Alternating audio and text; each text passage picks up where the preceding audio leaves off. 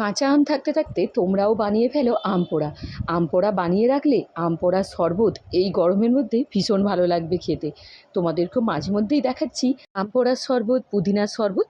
আমের মুখটা একটু কেটে নিয়ে ওটা ভালো করে আগুনে পুড়িয়ে নিতে হবে যতক্ষণ না কালো হয়ে যায়।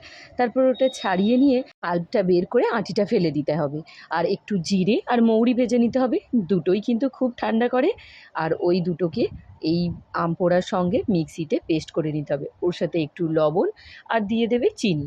ওইটা করে অনেক দিন ধরে ফ্রিজে স্টোর করে রাখা যায়। তো আমি দেখালাম, আমি ওই কন্টেনারটা 1 কন্টেনার ভরে রেখে দিয়েছি।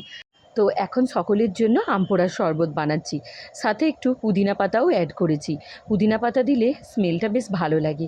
আমি এখানে বলতে ভুলে গিয়েছি, আমি যখন আম পোড়াটা পেস্ট করছিলাম তার সাথে একটা কাঁচা লঙ্কা দিয়েছিলাম স্বাদটা আরও সুন্দর করার জন্য। চলুন এবার ঢেলে নিই সকলের জন্য একটা করে গ্লাসে। আর এর সাথে একটু সোডা দিতে পারো, তাহলে স্বাদটা আরও সুন্দর লাগবে। তাই আমি একটু গ্লাস ফাঁকা রাখছি, আমি এখানে সোডা ইউজ করব। তো তোমাদের কেমন লাগলো অবশ্যই জানিও। আর তোমরা যদি কেউ বাড়িতে এরকম আম পোড়ার শরবত না বানিয়ে থাকো, তো অবশ্যই একবার বানিয়ে দেখো, ভালো লাগবে খেতে। তো যাই হোক, এখন সকলকে দিয়ে আসি। তো কেমন লাগলো ভিডিওটা কমেন্টসে জানিও। টাটা।